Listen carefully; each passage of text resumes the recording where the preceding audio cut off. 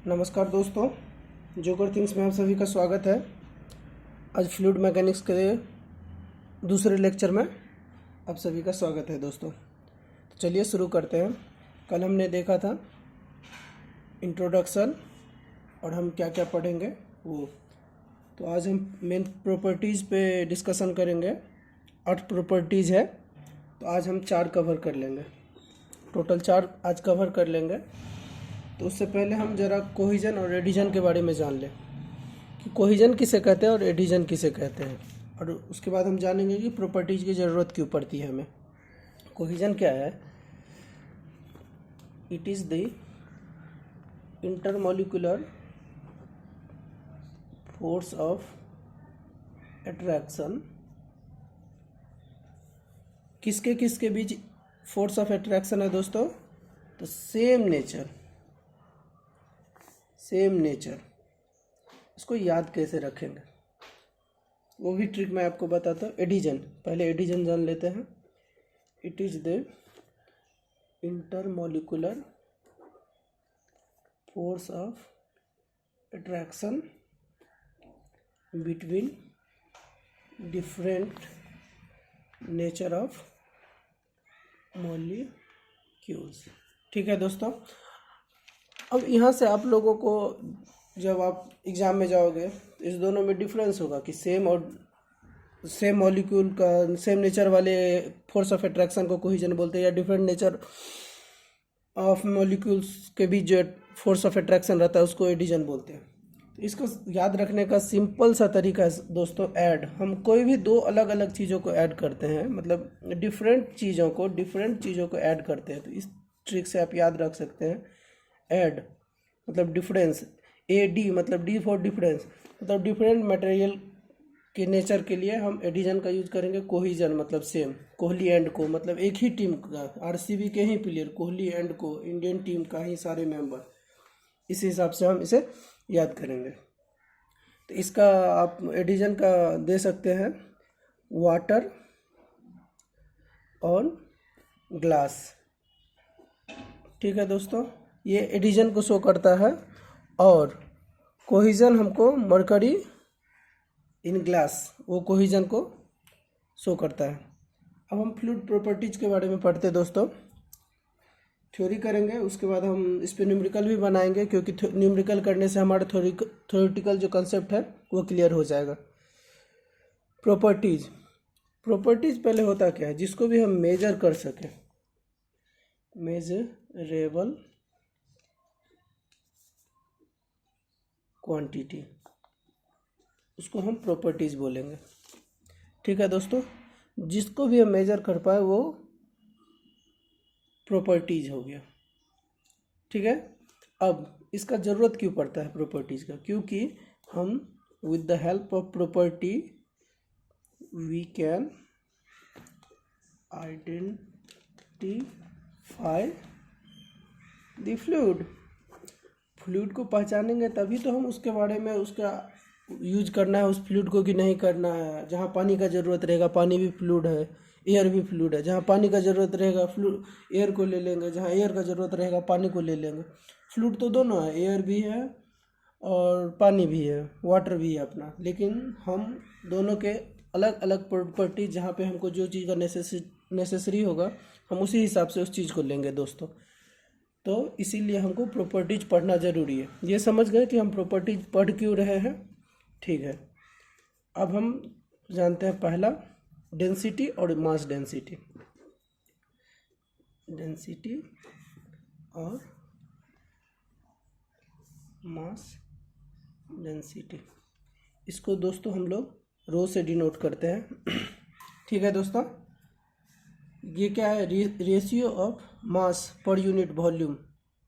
Ratio of mass per unit volume is called density. ठीक है दोस्तों, देखिए मास का यूनिट क्या होता है? SI यूनिट kg, वॉल्यूम का मीटर क्यूब। तो इसका भी SI यूनिट क्या हो जाएगा? kg metre cube. SI unit से ही इसका डेफिनेशन आ गया। दूसरा है हमारा प्रॉपर्टी दोस्तों वेट डेंसिटी और स्पेसिफिक वेट। वेट डेंसिटी और स्पेसिफिक वेट। इससे पहले दोस्तों हम ये आप लोगों को बताना चाहते हैं कि इसका जो फिजिकल एस्पेक्ट है वो क्या है। इसका फिजिकल एस्पेक्ट ये बताता है डेंसिटी, मतलब कि कोई सा भी एक गिवन वॉल्यूम है उसमें नंबर ऑफ मॉलिक्यूल कितना है वो हमारा डेंसिटी को बताता है। सिंपल सा एकदम सिंपलेस्ट लैंग्वेज में समझे तो more the number of molecule होगा इस बीच में तो वो डेंसिटी ज़्यादा होगा। डेंसिटी ज़्यादा होगा मतलब वो हैवियर ज़्यादा फ्लूइड होगा। तो डेंसिटी को हम ये समझ सकते हैं कि कोई फ्लूइड हैवी है कि नहीं है, वो डेंसिटी से डायरेक्टली प्रोपोर्शनल है। ठीक है दोस्तों। अब स्पेसिफिक वेट को हम ओमेगा से डिनोट करते हैं। दिख नहीं रहा है क्या दोस्तों? ओमेगा से डिनोट करते हैं। अब omega equal to weight, weight density है तो वेट अपॉन वॉल्यूम। ठीक है दोस्तों। वेट का ऐसा यूनिट न्यूटन, वॉल्यूम का metre cube. Newton metre cube मतलब वेट को हम ऐसे भी लिख सकते हैं केजी इंटू जी से मल्टीप्लाई कर देंगे तो ये भी हो जाएगा दोस्तों। और ये केजी इंटू वॉल्यूम को हम क्या बोल लेते उधर, रो जी भी होता है वेट। ये सब डायरेक्ट फार्मूला यूज करके हमारा क्वेश्चन बनेगा दोस्तों। ठीक है। और जो हमारा वेट होता है वो क्या होता है, यहाँ से हम वो भी निकाल के आपको दिखाते हैं। जो स्पेसिफिक वेट होता है वो वेट अपॉन वॉल्यूम होता है। ठीक है दोस्तों। और वेट इक्वल टू हमारा है rho g equal to weight upon volume. तो वेट बराबर क्या हो जाएगा दोस्तों, रो जी भी। ये भी बहुत इम्पोर्टेंट है, इसको भी आप याद रखें, डायरेक्ट भी याद रख सकते हैं।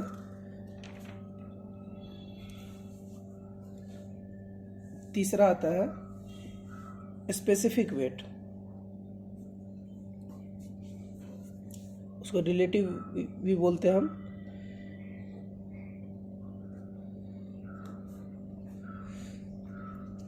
स्पेसिफिक ग्रेविटी, इसको हम एस से डिनोट करते हैं दोस्तों। एस ये क्या होता है, S equal to density of fluid divided by density of liquid divided by density of fluid. मतलब स्पेसिफिक रिलेटेड रहता है किससे, फ्लूइड से। अगर वो फ्लूइड लिक्विड है तो वाटर और गैस है तो एयर। ठीक है दोस्तों। इसके बाद हम कंप्रेसिबिलिटी देखते हैं।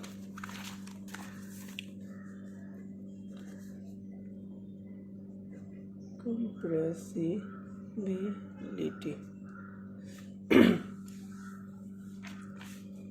इसको हम बीटा से डिनोट करते हैं दोस्तों। ये क्या होता है, inversely proportional to bulk modulus. ठीक है दोस्तों। तो अब ये बल्क मॉडुलस किस चिड़िया का नाम है ये मैं आपको बताता हूँ। Bulk modulus, the modulus of elasticity, ये सब सॉम में हम पढ़े हुए हैं कि अपना जो बल्क मॉडुलस होता है वो रो डीपी बाई डी रो के होता है। ये हमारा बल्क मॉडुलस। इसका इन्वर्सली करेंगे तो ये हमारा कंप्रेसिबिलिटी बनेगा, मतलब डी रो बाय रो डी पी। इसको आप ऐसे भी याद रख सकते हैं कि ये ऊपर होगा या ये नीचे। ये बल्क मॉडुलस है। बल्क मतलब बड़ा, ज़्यादा, जटिल। तो ये ऊपर वाला इक्वेशन जटिल है तो इसको ऊपर रखिए, उसका रेसिप्रोकल कंप्रेसिबिलिटी। ठीक है दोस्तों। और यहाँ पे एक क्या कहते हैं, सिंपल सा चीज़ है, उसको याद रखें। एक नंबर में क्वेश्चन बहुत बार पूछा जाता है। अगर मैक नंबर लेस देन 0.3 है तो वो फ्लूइड इनकम्प्रेसिबल होगा।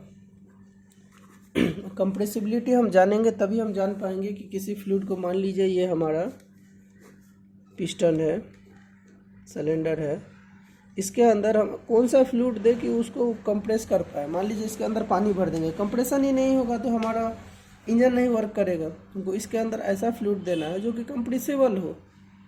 समझ रहे हैं दोस्तों? इसके अंदर मान लो हम पत्थर डाल दिए, होगा क्या? नहीं होगा, सॉलिड है वो। एक तो फ्लूइड डालना पड़ेगा, तो फ्लूइड में कौन सा फ्लूइड डालें? पानी डालेंगे, पानी डालने से कुछ नहीं होगा, ये कंप्रेस ही नहीं होगा। पानी का कंप्रेसिबिलिटी 20,000 टाइम्स कम होता है एयर के कंप्रेसिबिलिटी के रिलेटिव में। तो ये कंप्रेसिबिलिटी हो गया। और यहाँ पे एक बात और याद रखना है कि अगर हम किसी भी फ्लूइड को कंप्रेस कर रहे हैं तो हमको एडियाबेटिकली कंप्रेस करना प्रॉब्लम देगा, मतलब ये is more difficult than isothermal. समझ रहे हैं दोस्तों? आइसोथर्मली किसी को फ्लूइड को कंप्रेस करना आसान होता है एज कम्पेयर टू एडियाबेटिकली उस फ्लूइड को हम कंप्रेस करें। तो ये था हमारा, ये चौथा है कंप्रेसिबिलिटी। ये 4 प्रॉपर्टीज हमने पढ़े हैं, एक बार रिवीजन कर लेते हैं। पहले तो कोहिजन, एडिजन। कोहिजन किसे कहते हैं? कोहिजन उसे कहते हैं को मतलब सेम, विराट एंड को मतलब सेम मॉलिक्यूल में जो इंटरमॉलिक्यूलर फोर्स ऑफ अट्रैक्शन रहता है उसे कोहिजन कहते हैं। ऐड मतलब डिफरेंट मॉलिक्यूल में जो रहे उसे एडिजन कहते हैं। Density, weight density, specific gravity, और फिर हमारा कंप्रेसिबिलिटी। ठीक है दोस्तों, हमारा प्रयास अच्छा लगा हो तो चैनल को लाइक और सब्सक्राइब करें। मिलते हैं फिर अगले वीडियो में। जय हिंद दोस्तों।